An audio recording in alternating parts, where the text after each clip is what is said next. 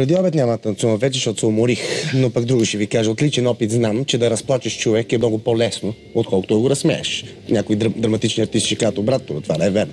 Задачата става още по-трудна, ако това се случва в бар, уважаеми зрители, където вместо предизвикателни танцорки да се кършат пред тебе, на сцената излизат комедианти, които разказват смешни истории и хората през това време пият и трябва да се смеят. В Америка стендъп комедията отдавна има многомилионна аудитория, за това българската да се умножава ще се погрижат нашите гости Иван Кирков и Васил Ножаров. Здравейте!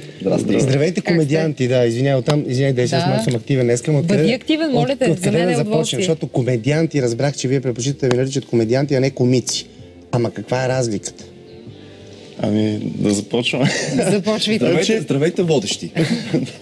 Ами, комедианти и комици, то лингвистична е разликата общо взето, както повечето думи. А по смисъл? Всеки си предпочита как да го наричат. Комедиант е по-общо. Комедиант общо взето живееш в този лайфстайл, докато комик то е съкратено от комедиант и двете думи са от английски. Комик малко по-конкретно, малко по... Професионално насочен. Професионално насочен, да. Докато комедиант, ако следите световните личности, да речем, Рики Джервейс, да речем, би бил комедиант, защото той пише, играе... Рики Джервейс е много смешен човек, да. Вие сте непрофесионални комедианти. Които се стараят да станат професионални комедианти. Да, горе-долу. Добре, да започнем. Да, продължавай. Дай ти малко, ако искаш. Слушай, аз мен ми стана интересно да разбера как се живее в лайфстайла на комедианта. Каза, ние така живеем. Какво значи това? Аз сутрин се... живеем така. Така ли живеем? Така живеем. Как? Може да живееш, аз живея в друго. Добре. Значи да чуем първо, да. Да. Аз си живея така, защото пенсионирах се преди 4, 5, 6 години. Не си ли малко млад, извинявай? Аз така го наричам пенсионер на 30. Ма искам и аз. Как точно се пенсионираш на 30? Като работиш, това да го обичаш, всъщност не работиш. Като работиш, той е много... това е право, супер. Като работиш това, което обичаш, не работиш никога. Да разбирам, че преди това си работил нещо, което не си обичал. Не, аз така, преди това играх онлайн покер, както да направим сега реклама. Не, то не е реклама, онлайн покер общо. Да разбираме, че вече не играеш онлайн покер. Да, и само мога да си позволя да правя каквото си искам, така че... Заради парите, които си изкарал с онлайн покера. Не казвайте. Колко пари си изкарал? Имаш ли данъчни декларации? 25 лева нещо сега. Живеем така, горе-долу аз ставам сутрин, хората кажи нещо смеш, дай някакъв майтъп, викам, чакай малко се разсъним, няма проблем. И така, живеем си, сега правим фестивал. Дай ти по-добре, кажи ти по-живота по-труден. Цялото време обясня как ние двамата си живеем. Всъщност ти живееш нещо друго. Смисъл, вие не живеете двамата, нали? Не. Значи ние сме единствено сценични половинки. Толкова. Да го уточним. Кажи за ти как живееш. Аз живея не до там лесно. В смисъл, той като става, аз вече половината ми работен ден е свършил.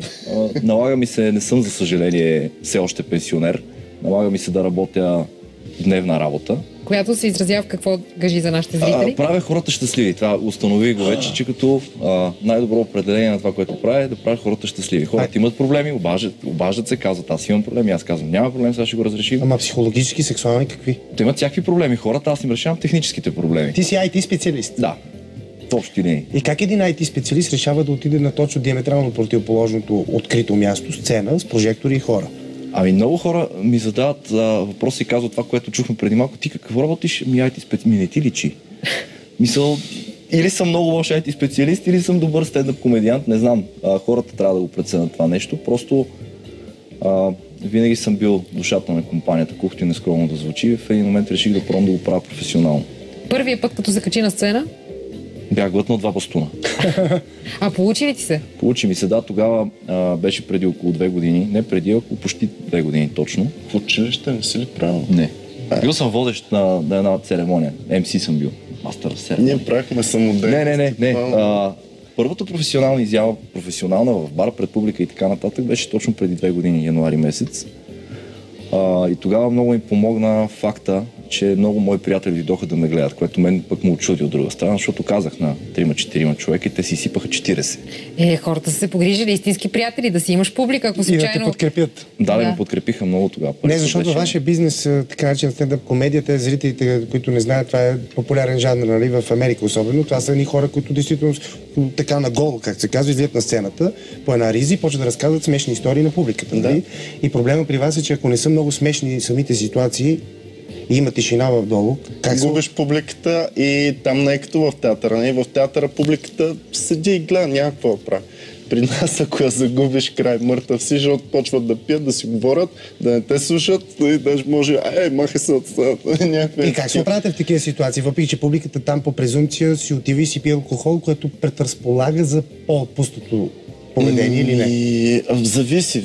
Правим на най-различни места. Ние правим и на театрална сцена, между другото, но... А не бива. Не, ще се шегувам. Това е лошо. Това е лошо. Защо не бива? Значи, Чакай в сега, цял свят защото аз тук друго ти вкарам. Хумора, който вие твърдите, че не се разбира от публиката, ако е малко по-групи и Да. по-краен. Това ви притеснява, доколкото разбирам. Ами, не, публиката гледаме да...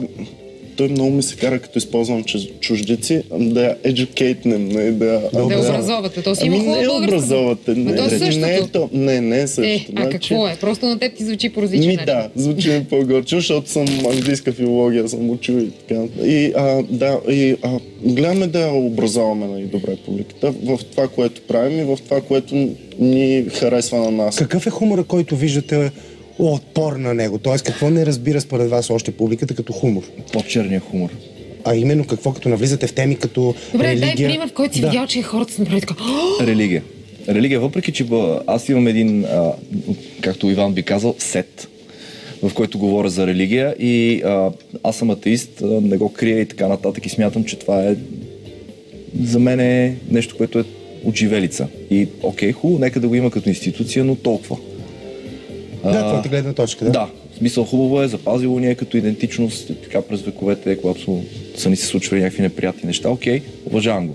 Но за мен това е смешно, просто всеки един нормално мислещ човек, който има интернет в джоба си, ще знае, че едва ли някой е дошъл и е казал, хайде сега тук ще създам някакви неща. И Само ще ти кажа, че Стивън, без да ти влизам в лично пространство, Стивън Хокинг първите си 20-30 години от живота си е мислил, че няма Бог, защото той е физик и астрофизик и за него математиката е закона, не Бога, но след 30 години мислене, проучване, накрая вече пише, има го горе Бога, защото без него няма край.